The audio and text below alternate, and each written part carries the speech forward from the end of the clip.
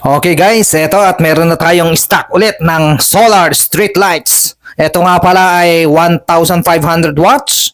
Etong isang variant na to. Eto, i-check natin kung may mga damage at baka mamaya pagka binili sa atin pagdating sa kanila may damage ay masisira ang ating reputasyon. At ito nga palang isa na to. Mamaya i-install ko to.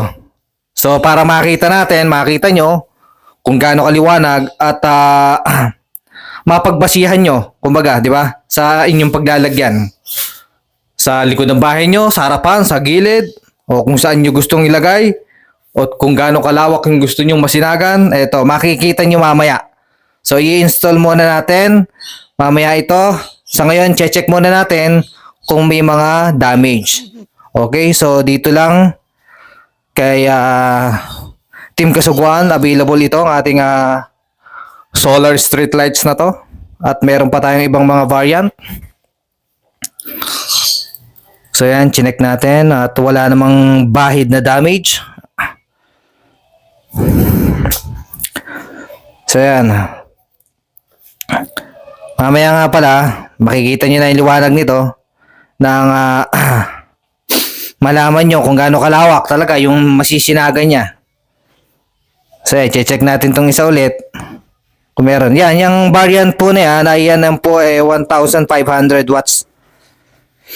Yung isa pong variant na dumating natin ay 2,000 watts. Yung po ang ilaw po niya parang nakapawing. Nakapawing po siya.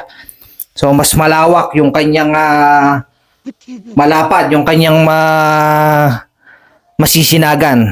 Unlike dito sa isa na to na talagang steady lang siya pero malawak pa rin. Depende kasi syempre medyo tatasan nyo ng konti ang inyong pagkakabit para maliwanag talaga.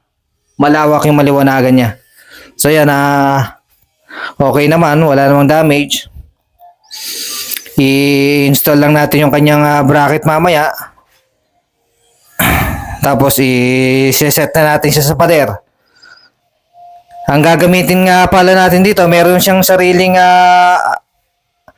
parang bolt sa pader pero hindi natin yung gagamitin dahil meron tayong nail gun, kung tawagin, parang baril na talagang pwede sa bakal, sa bato. So available din sa atin yan, yung nail gun. At ito, at binabarena ko na. Medyo gumagalaw kasi kaya kailangan lagyan mo rin siya ng tornilyo. Kaya ko din drill para hindi siya iikot. Kasi syempre madulas yung kanyang bracket na tubo. Ayan. So dyan natin kinabit. At tingnan nyo naman ang ginamit natin dyan. Nail gun. Binabaril mo lang na ganyan. Napakalakas po niyan. At napakatibay pa. Available din sa atin yan.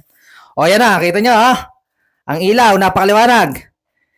Tingnan nyo at papatayin natin to. Para malayan. Diba? Ang dilim, di ba? O, di ba, boy? Ang liwanag ng buhay. Libre ka na sa kuryente, di ba? Kaya ano pang hinihintay? Order na!